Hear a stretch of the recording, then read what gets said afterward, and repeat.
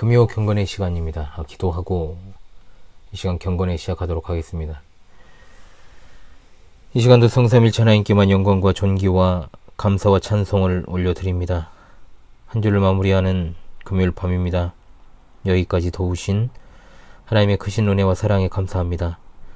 한 주간도 변함없이 택한 백성과 동행하여 주셨습니다. 이 밤에도 경건의 시간을 가질 수 있도록 우리 삶을 연장하시고 인도해 주셨사오니 하나님의 말씀을 통한 뜻을 바로 알아 순종하도록 성령의 조명하심과 인도하심만을 의지합니다. 하나님의 말씀을 읽고 듣고 상고하며 담긴 교훈을 삶에 바르게 적용하고 순종하여 하나님만 기쁘게 하시기를 원합니다.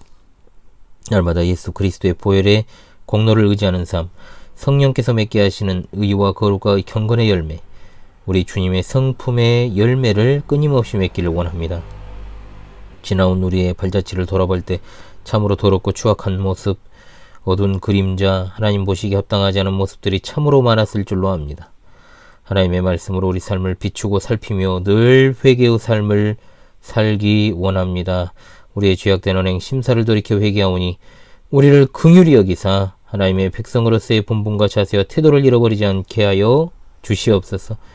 이 시간도 변함없이 여러 환경과 상황 가운데 애쓰며 분투하는 우리 하늘 가족들을 기억하여 주시고 어디에 있든지 무엇을 하든지 하나님께서 동행하여 주실 줄을 믿습니다. 심히 어려운 환경, 이 험악한 세상에서 묵묵히 애쓰며 주님 의지하고 나아가는 주의 백성들에게 하나님의 은혜의 빛을 비춰 주옵소서. 이 시간부터 하나님의 정확무한 말씀인 레위기를 통해 주실 은혜를 소망합니다. 진리의 성령께서 우리 마음을 비춰주심으로 전하는 자와 듣는 자 모두가 하나님께서 주시는 은혜를 받아 충만하게 누리게 하옵소서. 예수 그리스도 이름으로 기도합니다. 아멘.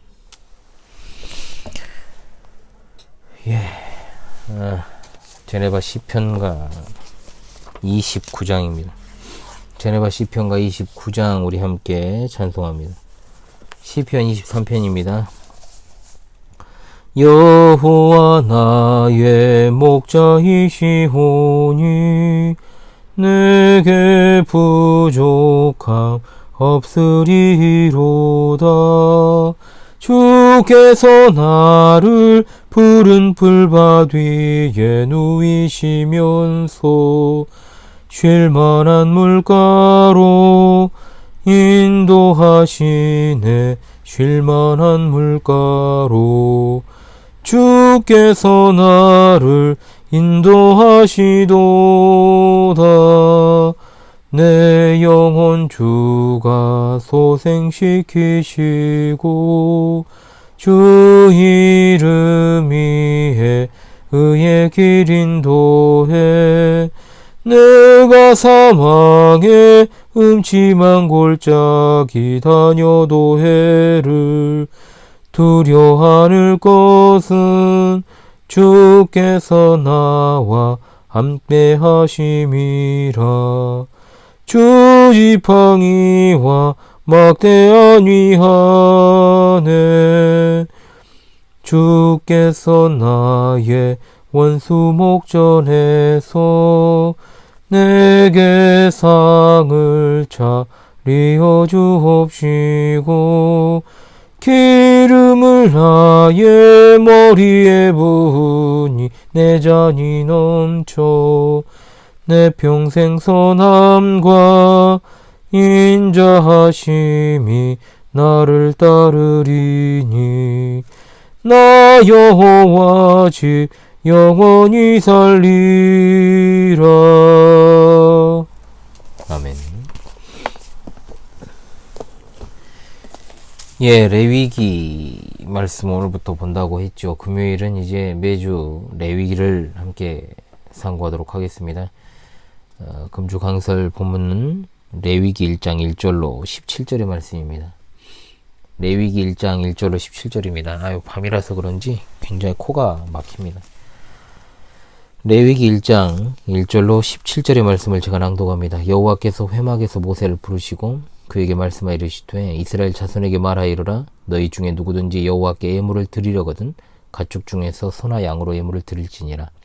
그 예물이 소의 번제이면 흠없는 수컷으로 회막문에서 여호와 앞에 기쁘게 받으시도록 드릴지니라. 그는 번제물의 머리에 안수할지니 그를 위하여 기쁘게 받으심이 되어 그를 위하여 속죄가 될 것이라. 그는 여호와 앞에서 그 송아지를 잡을 것이요 아론의 자손 제사장들은 그 피를 가져다가 회막문 앞 제단 사방에 뿌릴 것이며 그는 또 그 번제물의 가죽을 벗기고 각을 뜰 것이요 제사장 아론의 자손들은 제단 위에 불을 붙이고 불 위에 나무를 버려놓고 아론의 자손 제사장들은 그 뜬 각과 머리와 기름을 제단 위에 불 위에 있는 나무에 벌려 놓을 것이며 그 내장과 정강이를 물로 씻을 것이요 제사장은 그 전부를 제단 위에서 불살라 번제를 드릴지니 이는 화제라 여호와께 향기로운 냄새니라. 만일 그 예물이 가축대의 양이나 염소의 번제이면 흠없는 수컷으로 드릴지니 그가 제단 북쪽 여호와 앞에서 그것을 잡을 것이요 아론의 자손 제사장들은 그것의 피를 제단 사방에 뿌릴 것이며 그는 그것의 각을 뜨고 그것의 머리와 그것의 기름을 베어낼 것이요 제사장은 그것을 다 제단 위에 불 위에 있는 나무 위에 벌려 놓을 것이며 그 내장과 그 정강이를 물로 씻을 것이요 제사장은 그 전부를 가져다가 제단 위에서 불살라 번제를 드릴지니 이는 화제라 여호와께 향기로운 냄새니라. 만일 여호와께 드리는 예물이 새우 번제이면 산비둘기나 집비둘기 새끼로 예물을 드릴 것이요 제사장은 그것을 제단으로 가져다가 그것의 머리를 비틀어 끊고 제단 위에서 불사르고 피는 제단 곁에 흘릴 것이며 그것의 모이 주머니와 그 더러운 것은 제거하여 제단 동쪽 재버리는 곳에 던지고 또 그 날개 자리에서 그 몸을 찢되 아주 찢지 말고 제사장이 그것을 제단 위에 불 위에 있는 나무 위에서 불살라 번제를 드릴지니 이는 화제라 여호와께 향기로운 냄새니라. 아멘.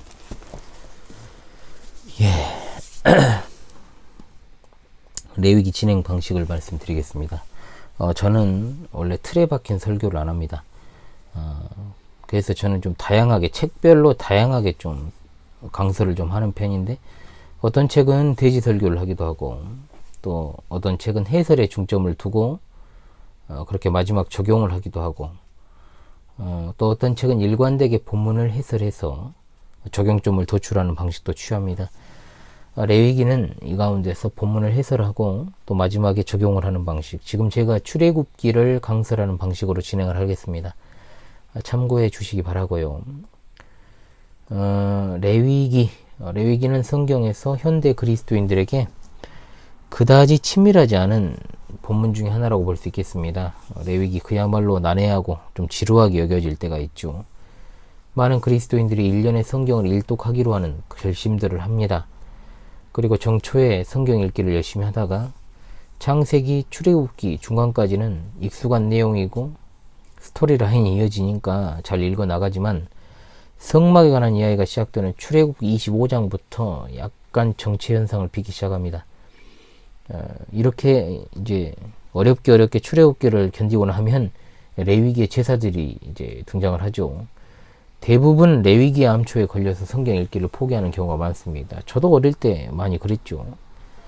혹은 인내심을 가지고 겨우겨우 레위기를 읽는다고 해도 그저 읽어야 된다라는 의무감, 레위기의 어떤 내용이나 메시지를 제대로 이해하지 못하고 단지 글자만 읽는 경우가 굉장히 많았다는 겁니다. 또한 레위기가 또 외면을 받는 이유는 레위기의 내용이 지루하고 어려울 뿐만 아니라 편견인데 현대인의 삶과 무관해 보이는 그런 측면들도 있죠.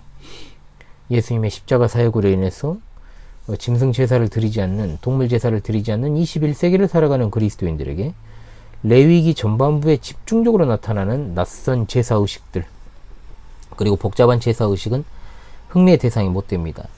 전반부에는 제사 의식, 후반부에는 이제 가령 성결에 관한 규례죠. 밭에 종자를 섞어 뿌리지 말라거나 두 재료로 섞어 짠 옷을 입지 말라는 등의 거룩에 관한 규례들, 이 역시도 예수님의 십자가 죽음 이후에 무용지물이 된 오늘 우리의 삶과 전혀 관계가 없는 한낱 고대 사회의 유산으로만 보이는 겁니다. 따라서 대부분의 그리스도인에게는 레위기는 딱딱하고 지루한 책, 읽으면 저절로 잠이 오는 수면제로 간주가 되는 거죠. 그러나 이제 시청자 성도 여러분은 금요 경건의 시간 레위기 읽기를 통해서 이런 태도를 버리고 하나님의 말씀인 레위기를 바르게 상고하시기를 바랍니다. 아멘. 레위기는 유대인 자녀들이 회당에 가면 가장 먼저 배우는 책입니다. 이것은 21세기를 살아가는 우리에게도 그대로 적용되죠. 레위기를 올바로 이해하지 못하면 예수 그리스도의 속죄의 의미를 온전하게 파악할 수 없습니다. 왜냐? 예수님은 레위기를 인용해서 제자들을 가르치셨고, 또한 레위기에 나타나는 제사의 이미지를 사용해서 주님이 이 세상에 오신 목적을 가르치셨기 때문입니다. 인자가 온 것은 섬김을 받으려 함이 아니요 도리어 섬기려 하고 자기 목숨을 많은 사람의 대속물로 주려 함이니라. 마가복음 10장 45절의 말씀에 나오는 대속물은 레위기에 나오는 제사 개념입니다. 즉 레위기에 나오는 제사를 이해하지 못하면 예수님께서 이 세상에 오신 목적을 온전하게 이해할 수 없다는 겁니다. 또 세례 요한은 예수님을 가리켜서 이렇게 말합니다. 세상 죄를 지고 가는 하나님의 어린 양이다. 하나님의 어린 양이라고 하는 것도 역시 레위기 제사에 나타나는 개념입니다. 그러므로 레위기에 나타나는 제사는 예수 그리스도를 통한 하나님의 구원의 역사, 구원의 작전과 섭리사를 이해하는 모델이 됩니다. 신약의 빛 아래서 레위기를 제대로 상고할 수만 있다면 우리는 거룩하신 하나님께 나아가는 방법을 제대로 배우고 또한 바른 예배자의 삶을 살아갈 수 있게 될 것입니다. 그렇다면 레위기의 핵심 내용이 뭐냐라고 묻는다면 그것은 제사, 제도와 거룩의 법을 가르쳐주는 책이다. 자, 레위기는 구조적으로 다채롭게 구분을 합니다. 저는 그 가운데서 레위기를 제사, 제도와 거룩의 법에 관한 책으로 보고 두 부분으로 나누어 보는 견해를 취하여 1장에서 16장까지 내용을 전반부로 제사, 제도에 관한 것, 여기는 세부적으로 세 부분으로 나눠져 있는데 1장에서 7장은 제사에 관한 규례에 관해, 8장으로부터 10장은 제사장의 성별에 관한 규례에 대해서, 11장으로부터 16장은 의식적 부정에 관한 규례를 나타냅니다. 그리고 후반부 17장에서 27장, 거룩의 법들에 관한 것으로 하나님의 백성이 거룩한 삶을 위해서 지켜야 될 규례들에 관한 내용이 펼쳐지고 있습니다. 자, 그 가운데서 오늘 1장은 5가지 제사가 나오죠. 번제, 소제, 화목제, 속죄제, 속건제, 이 5개 5대 제사인데요. 그 가운데서 이제 번제에 관한 내용이 되겠습니다. 이 5 제사의 의식과 규례는 여기뿐만 아니라 6장에서 7장에 걸쳐서 반복됩니다. 처음에는 제사를 드리는 백성의 관점에서 제사를 소개하고 6장과 7장에서는 제사장의 관점에서 소개하기 때문에 두 번이 반복이 된 겁니다. 먼저 소개되는 5 제사가 일반 백성들을 대상으로 주어졌다라는 것은 서두 2절에 등장하고 있는 이스라엘 자손에게 말하 이르라 그리고 누구든지라는 말을 통해서 우리가 알 수 있게 되는 겁니다. 자, 오늘은 레위기 1장의 번제를 통해 우리에게 주시는 하나님의 귀한 뜻을 살펴보도록 하겠습니다. 레위기 1장은 4부분입니다. 1절로 2절은 서론이고 3절로 9절은 소의 번제, 10절로 13절은 양 또는 염소의 번제이고 14절로 17절은 새의 번제입니다. 첫 시간이기 때문에 조금 길어질 수 있습니다. 여러분 양해해 주시기 바랍니다. 1절에서 2절의 서론은 이 1장에서 3장까지 이르는 내용 전체의 서론이라고 말할 수 있습니다. 여기서 여호와께서 모세를 회막에서 부르셨다. 회막은 성막이죠. 성막이 건립된 후에 하나님께서 회막에서 성막에서 모세와 말씀하십니다. 레위기의 시작이 회막에서 모세를 부르셨다는 말씀으로 시작되는 것은 출애굽기에 바로 이어서 진행되는 이야기다라는 사실을 우리에게 그대로 보여줍니다. 출애굽기 마지막 장인 40장에 회막이 건립되었다는 사실이 그것을 증명하죠. 회막은 하나님께서 이스라엘 백성과 만나는 장소입니다. 하나님께서 회막에서 이스라엘 백성을 위해서 모세에게 말씀하셨던 것입니다. 그러므로 신약의 빛 아래 회막은 예수 그리스도를 상징합니다. 하나님께서는 예수 그리스도 안에서 우리를 만나 주십니다. 오늘날 하나님께서는 예수 그리스도를 믿는 자들을 구원하시고 우리 안에 성령으로 오시며 성경 말씀을 깨닫게 하십니다. 성경은 그야말로 하나님의 뜻을 이해하는 표준입니다. 하나님께서 이스라엘 백성에게 제사에 대해 명령하시는데 제사는 이스라엘 백성이 하나님께 드리는 예물이었습니다. 여기에 누구든지라는 말이 굉장히 중요한데 이 누구든지라는 말에 사용된 히브리어가 바로 아담입니다. 아담 하면은 에덴 동산에서의 아담을 떠올리기 쉽지만 여기서는 사람으로 해석을 해서 남자와 여자 모두를 지칭하는 것으로 봐야 되겠죠. 제물은 반드시 가축으로 드려야 됩니다. 사냥으로 잡은 야생동물이 아닙니다. 집에서 기르던 가축, 생축으로 드려야 되는 겁니다. 하나님께서는 먼저 번제에 대해서 말씀하시죠. 번제는 인류 역사상 가장 오래된 제사입니다. 창세기 4장 4절 아담의 아들 아벨이 하나님께 드린 제사는 틀림없이 번제였을 것입니다. 또한 노아는 홍수 방주에서 나와 하나님께 번제를 드렸다라고 8장 20절에 나오지요. 번제로 드릴 수 있는 제물의 1장에 등장하죠. 소, 양, 염소, 비둘기. 번제물의 조건은 흠 없는 수컷입니다. 물론 비둘기의 경우에는 이것이 적용되지는 않았습니다. 이스라엘에서 제물은 가축으로 드려야 되지만 가난한 자의 경우는 비둘기를 제물로 드리는 것이 허용되었기 때문입니다. 우리 예수님도 가난한 집에서 태어나셨기 때문에 부모님이 비둘기로 번제를 드렸죠. 비둘기는 고대 이스라엘인들이 유일하게 집에서 기르던 새였다고 합니다. 하나님께서는 여기서 먼저 소의 번제에 대해서 말씀하십니다. 제사 드리는 자는 흠없는 수소를 회막문에서 여호와 앞에 연락되도록 드려야 했습니다. 흠없는 수컷은 죄가 없으신 예수 그리스도를 예표합니다. 예수 그리스도는 죄 없으신 분이십니다. 히브리서 4장 15절 우리에게 있는 대제사장은 우리의 연약함을 동정하지 못하실 리가 아니요 모든 일에 우리가 똑같이 시험을 받으신 이로되 죄는 없으시니라. 그런데 우리 성도님들이 상식적으로 생각을 했을 때 흠없는 완전한 상처 입지 않은 결백한 결점이 하나도 없는 사람도 아니고 그런 가축이 존재할 수 있을까요? 한번 생각해 보십시오. 상대적으로 비교적으로 흠이 없는 동물은 있을 수 있지만 사실 이것은 말이 안 되는 겁니다. 결국 흠이 없다는 말은 인간이 그렇게 흠이 없게 만들 수 있다는 뜻이 아니라 하나님의 섭리로 그 가축에 흠이 없게 하신다라는 뜻을 말하는 거죠. 흠이 없는 가축, 그것도 수컷, 왜 수컷인가? 예수님이 남자로 태어나셨어요? 단순한 논리로 생각하면 안 됩니다. 좋은 종자를 가진 튼실한 수컷은 그 집에 아주 중요하고 귀한 가축입니다. 얼마나 애지중지 소중하게 보호하여 기르겠습니까? 하물며 하나님의 독생자이신 하나님의 사랑하고 기뻐하는 아들 예수 그리스도께서 우리의 죄를 대신하여 제물이 되셨습니다. 구약 이스라엘 백성들에게 흠이 없는 수컷으로 제사하게 하신 하나님의 뜻이 무엇인지를 잘 헤아리시는 여러분 되시기 바랍니다. 아멘. 흠이 없는 우리 예수님, 흠이 없는 자, 즉 죄가 없는 자여야 속죄 제물이 될 수 있습니다. 우리 예수님은 죄가 없으십니다. 죄인은 자기 죄 때문에 죽어야 되기 때문에 남은 이러한 속죄 제물이 될 수 없습니다. 그런데 자기 죄 때문에 죽을 수밖에 없는 인간 교황이 어떻게 하나님의 대리자가 될 수 있고 자기 죄 때문에 죽을 수밖에 없는 마리아가 어떻게 하나님의 어머니가 되며 또한 성인들이라 불리는 자들도 모두 죄인들인데 어떻게 다른 사람들의 중보자가 될 수 있습니까? 이것만 봐도 로마교는 사악한 사탄의 회임이 분명한데도 사람들은 미혹되어 있으니 어찌 이것이 통탄할 일이 아니겠습니까? 실로 흠이 없으신 우리 주님은 죄인들을 위해 속죄제물이 되시기에 합당하신 하나님의 독생자이셨습니다. 하나님께서는 또 말씀하십니다. 그는 번제물의 머리에 안수할지니 그리하면 그를 위하여 기쁘게 받으심이 되어 그를 위하여 속죄가 될 것이라 말씀합니다. 여기서 안수하는 사람은 제사장일까요? 제물을 가져온 사람일까요? 제물을 가져온 사람입니다. 제사장이 아닙니다. 개혁 성경은 그는이라는 말이 없어서 이제 혼란을 초래했습니다. 분명한 것은 제물을 가져온 사람이 그 제물의 머리에 안수를 했습니다. 그 행위는 그렇다면 무엇을 의미할까요?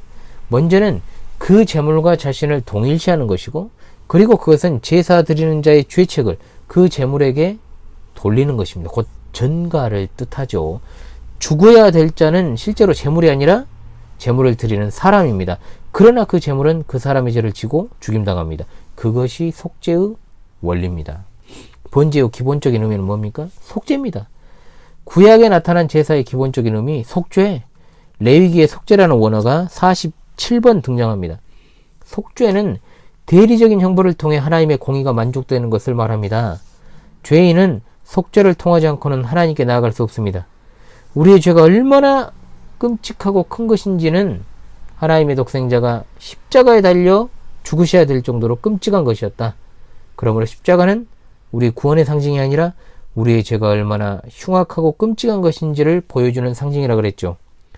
그리고 하나님께서는 또한 말씀하십니다.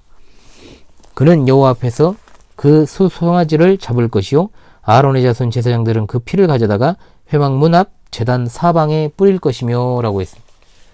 제사의식에서 기억해야 될 것은 뭐냐? 예배자의 역할과 제사장의 역할을 구분하는 겁니다. 제사 드리는 자는 단 북편에서 직접 제물을 잡았고, 아론의 자손 즉 제사장들은 그 피를 가져다가 회막문 앞 제단 사방에 뿌리라고 했습니다. 제사 드리는 자는 자기가 드릴 제물을 직접 죽이는 게 포인트입니다. 이것을 통해서 그는 이 가축이 자신을 대신해 죽는다는 사실을 깨달을 수 있었을 것입니다. 아론의 자손 제사장들은 번제물의 피를 가져다가 회막문 앞에 있는 번제단 사방에 뿌려야 됐습니다. 피는 곧 생명입니다. 피 흘림은 죽음을 상징합니다. 죄의 삭은 사망이요 제물의 피 흘림은 속죄를 상징합니다. 예수 그리스도의 보혈은 많은 사람의 죄사함을 위하여 흘려진 보혈입니다. 그러므로 누구든지 그를 믿는 자는 죄사함과 구원을 받게 되는 것이죠. 피가 제단 사방에 뿌려져야 됐다는 것도 굉장히 중요합니다. 단 사방이라는 말의 원어는 번제단 위 사방인데, 뿌린다는 원어는 풍부하게 흠뻑 뿌린다는 뜻입니다. 십자가에 달리신 예수 그리스도께서 양 손과 양 발, 머리와 옆구리에서 피를 줄줄 흘리셨지 않습니까? 성막의 기구들을 위에서 보면 십자가 형상이지요. 그것의 밑부분은 번제단입니다. 십자가 위에서 흘리신 피는 십자가 밑에 곧 번제단 위 사방에 듬뿍 뿌려질 것이었습니다. 이어서 제물을 드린 자가 번제물에 가죽을 벗기고 각을 떼야 했습니다. 가죽을 벗기는 일도 예수 그리스도께서 겉옷과 속옷까지 벗김 받으실 것을 예표한 것으로 봐야 되겠죠. 예수님께서 십자가에서 옷 벗김을 당한 채 수치스러운 죽음을 당하셨습니다. 각을 뜬다는 말은 여러 토막들로 자른다는 뜻 아닙니까? 예수님께서 온몸이 부서지는 고통을 당하셨음을 예표합니다. 그리고 이어 계속 말씀하시기를 제사장 아론의 자손들은 제단 위에 불을 붙이고 불 위에 나무를 버려놓고 그 뜬 각과 머리와 기름을 제단 위에 불 위에 있는 나무에 벌려놓을 것이며 라고 했습니다. 제사장들은 가죽을 벗기고 토막들로 자른 이 번제물과 머리와 기름을 번제단 위, 불 위에 있는 나무에 벌려놓아야 됐습니다. 여기서의 불은 성령의 소멸하시는 불이요 육체의 악한 욕망을 태우는 성령의 사역입니다.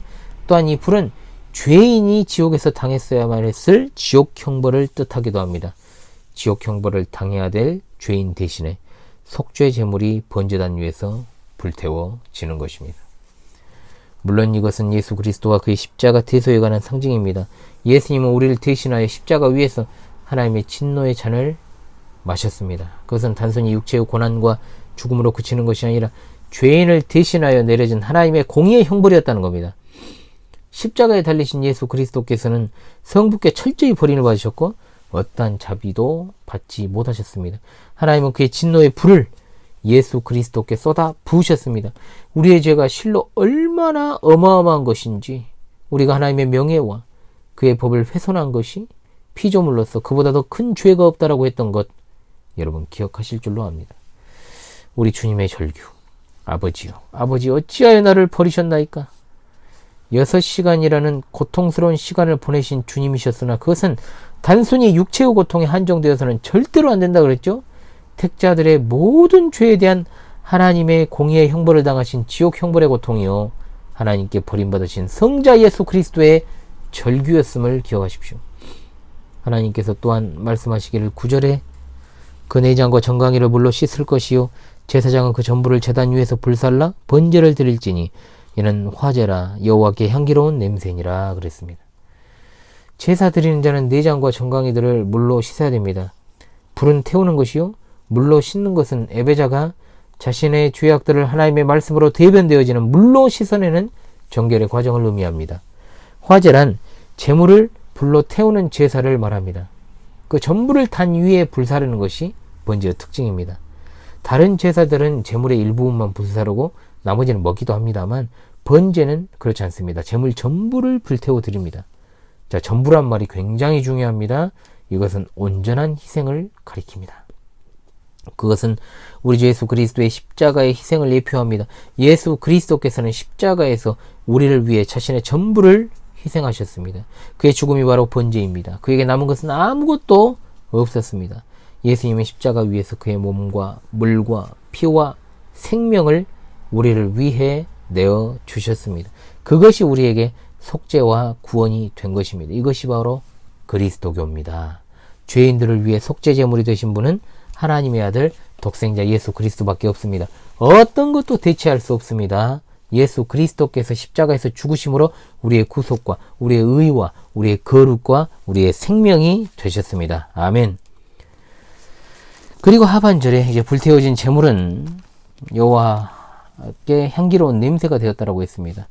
그러면 이것을 오해해가지고 하나님은 죽여 피 흘리고 불태워 죽이는 것을 보고 기뻐하시는 이 잔인한 하나님이실까라는 생각 아닙니다. 여기에 정말로 거룩하고 귀한 사실이 있습니다. 그 죄인을 긍휼히 여기시는 하나님의 은혜로운 처분이 있다는 거죠.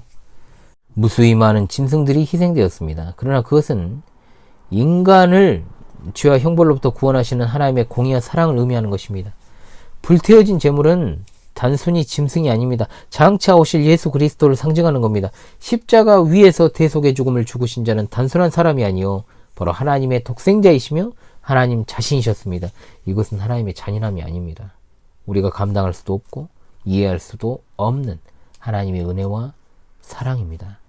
하나님을 배신하고 진노를 산 우리들을 그냥 멸하시지 않고 우리를 구원하시는 방편까지도 마련하여 주신 하나님의 은혜와 사랑을 어떻게 우리가 말로 다 표현할 수 있겠습니까? 죄로 말미암아 더러워지고 허무하게 된 존재인 인생이 도대체 무엇이간데 창조주 하나님께서 이런 놀라운 일을 행하셨단 말입니까? 이것이야말로 참으로 놀랍고 감사한 일입니다. 생각해 보십시오. 사실 가축을 태워서 연기를 피우는 냄새가 어찌 사람이나 하나님께 향기로운 냄새가 되겠습니까? 오히려 안 좋은 냄새가 나죠. 여호와께서 향기로운 냄새로 흠양하신다는 것은 사람이 하나님께 다시 돌아와 다시금 자녀의 신분을 회복하게 한다는 의미에서 향기롭다라고 하신 것입니다. 그것도 사람이 향기롭다는 말이 아닙니다. 여호와 하나님이 향기롭다라고 표현하셨습니다. 그만큼 하나님은 하나님을 버리고 세상으로 멀어져 간 사람이 다시 하나님께 돌아오는 것을 귀중하게 여기십니다. 그 무엇으로 사람의 죄와 그 죄책을 제거하고 거룩하신 창조주 하나님께 나아가 그분의 자녀의 신분을 회복할 수 있겠습니까? 성자 하나님의 희생이 아니고는 이룰 수 없습니다. 참으로 감사와 찬송을 올려드려야 될 줄로 믿습니다. 그 다음에 10절로 13절의 설락으로 갑니다. 자, 이 부분에서는 양이나 이제 염소로 드리는 번제에 대한 말씀이죠. 규정은 소의 번제와 똑같습니다. 단지 짐승을 잡는 곳이 제단 북쪽 여호와 앞에서라고 표현되었는데 그것은 이제 소의 경우도 마찬가지였을 것입니다. 그 다음에 이제 14절로 17절의 말씀 가운데 새의 번제, 즉 산비둘기나 집비둘기로 드리는 번제, 경제적 형편이 어려운 사람을 배려한 규정이 있죠. 새의 번제물은 제사장이 그것을 단으로 가져다가 그 머리를 비틀어 끊고 단 위에 불사르고 피는 단 곁에 흘려야 했고 모이 주머니와 그 깃털은 제하여서 단 동쪽 재버리는 곳에 던지고 또 그 날개 자리에서 그 몸을 찢 때 아주 찢지 말고 제사장이 그것을 단 위 불 위에 있는 나무 위에서 불살라서 번제를 삼아야 했습니다. 시청자 성도 여러분, 레위기 1장 이 번제에 관한 규례를 통해서 우리가 얻는 교훈을 정리를 하도록 하겠습니다. 첫째로 우리는 우리를 위해서 남김없이 자신을 드리신 예수 그리스도를 믿고 참으로 감사해야 될 줄로 믿습니다. 아멘. 번제물은 소나 양이나 염소나 흠없는 수컷이었습니다. 제사 드리는 사람, 지금으로 따지면 애배자가 제물의 머리 위에 안수했습니다. 그 제물은 피 흘림을 당했고 또한 제단 위에서 불태워졌습니다. 구약의 번제는 우리의 죄와 형벌을 친히 담당하신 예수 그리스도를 상징합니다. 예수 그리스도께서는 죄 없는 사람으로 우리의 죄를 담당하셨습니다. 그 피 흘리심은 우리에게 속죄가 되었지요. 레위기 17장 11절에서 육체의 생명은 피에 있음이라 내가 이 피를 너희에게 주어 제단에 뿌려 너희 생명을 위하여 속죄하게 하였나니 생명이 피에 있으므로 피가 죄를 속하느니라. 아멘. 예수 그리스도의 대속의 죽으심은 우리의 의, 우리의 구원, 우리의 영생이 되었습니다. 우리는 번제물 대신 구주 예수 그리스도를 믿고 감사하십시다. 자, 두 번째로 우리는 예수 그리스도의 헌신을 본받아 온전히 하나님께 헌신해야 될 줄로 믿습니다. 번제의 특징은 제물 전체를 다 단위에 불살라 드린다는 것입니다. 하나님께서는 9절에서 제사장은 그 전부를 제단 위에서 불살라 번제를 드릴지니 이는 화제라 말씀하셨고 13절에도 제사장은 그 전부를 가져다가 제단 위에서 불살라 번제를 드릴지니 이는 화제라. 예수 그리스도께서는 우리를 위해 자신의 전부를 희생하셨습니다. 그러므로 그와 연합하여 새 생명을 얻은 우리는 우리의 몸을 온전히 하나님께 드려야 됩니다. 그래서 바울 사도는 로마서 12장 1절에 그러므로 형제들아 내가 하나님의 모든 자비하심으로 너희를 권하노니 너희 몸을 하나님이 기뻐하시는 거룩한 산 제물로 드리라. 이는 너희가 드릴 영적 예배니라. 아멘.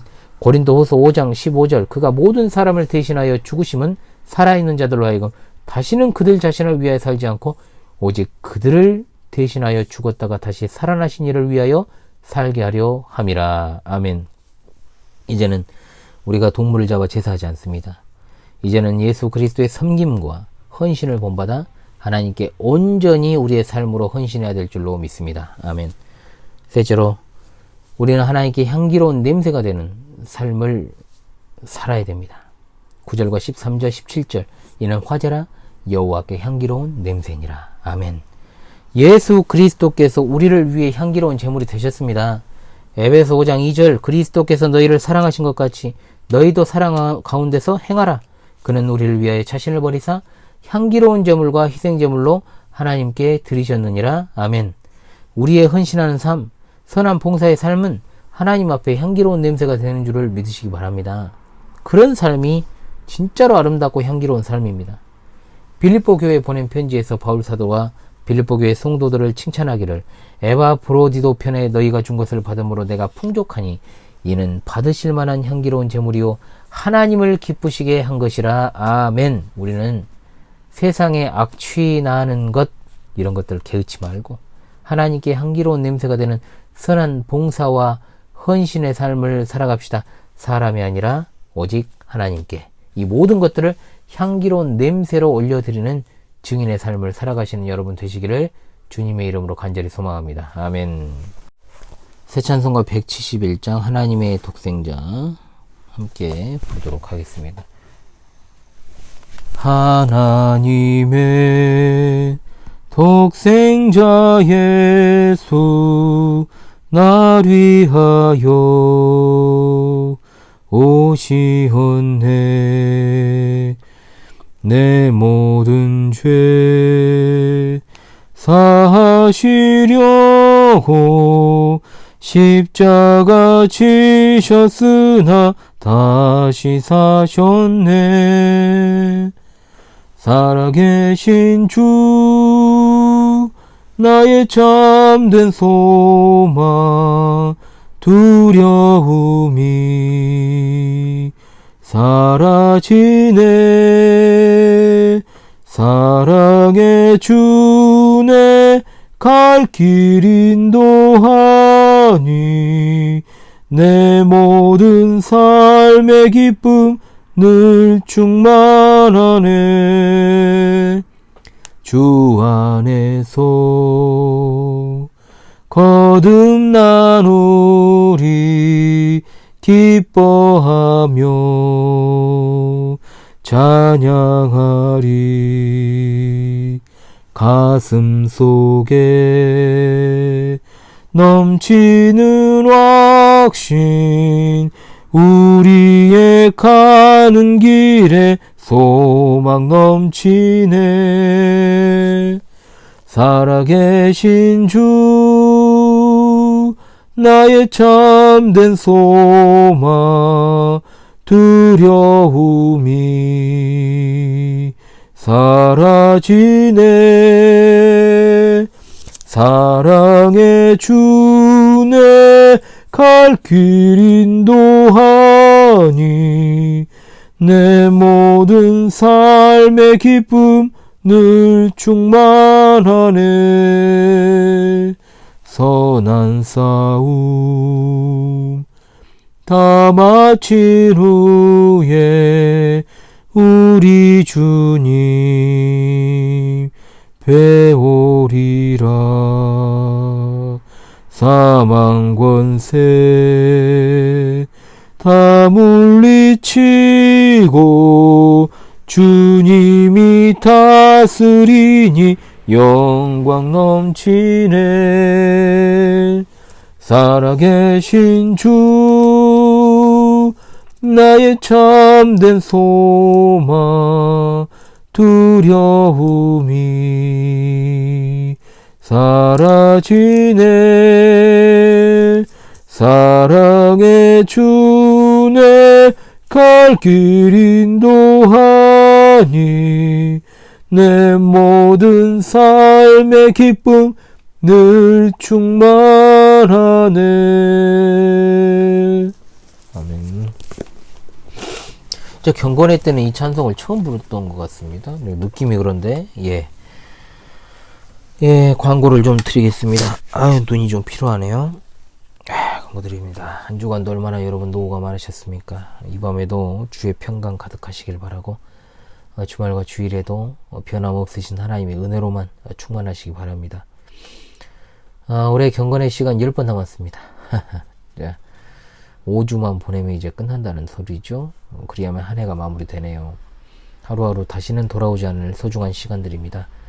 이 소중한 나날들을 주의 뜻 안에서 항상 뜻깊게 보내시기를 바랍니다. 주일 일정에 변동이 없습니다. 바라옵기는 오후 요리문답 배웠던 문답 꼭 여러 차례 읽고, 또 해설 내용을 다시 보게 하셔도 좋고, 그렇게 주일에 참석하시길 바랍니다. 신앙교육의 열정을 가지고 여러분 임해 주시기를 원합니다. 레위기 오늘 좀 첫 시간이어서 조금 길었죠, 여러분. 길다 보니까 저도 좀 피곤해요. 그러니까 사사기보다는 좀 딱딱할 수도 있겠지만 안 딱딱하게 잘 진행하겠습니다. 경건회를 통해서 여러분들에게 조금이나마 유익이 되시기를 진심으로 바라겠습니다. 주말과 주일에도 변함없으신 우리 하나님의 손길을 따라 주의 은혜로 충만하시기를 바랍니다. 기도하고 금요 경건의 시간을 마치도록 하겠습니다. 기도합니다. 우리 하나님 참으로 감사합니다. 우리를 위해 남김없이 자신을 들이신 예수님의 헌신을 따라 하나님께 헌신된 삶을 살기 원합니다. 그리하여 하나님 앞에서 향기로운 냄새가 되기를 원합니다. 주님의 신실한 도구 되기 원합니다. 오늘 하루도 하나님의 은혜 가운데 마무리합니다. 우리와 우리에게 속한 모든 지체들이 여러가지 곤고한 환경과 상황에 지치지 않게 하여 주시고, 언제 어디에서나 하나님의 귀한 뜻과 사명을 수행하는 일에 부족함이 없는 자들이 되게 하시며, 하나님의 함께하심과 주시는 말씀에 있어 늘 깨어있게 하시고, 말씀을 받아 순종하게 하시며, 시대를 잘 분별하여서 신실한 믿음으로 신앙의 절개를 지키고 순교적 신앙으로 살아가며 영광 중에 다시 오실 주님을 잘 맞이할 수 있게 도와 주시옵소서.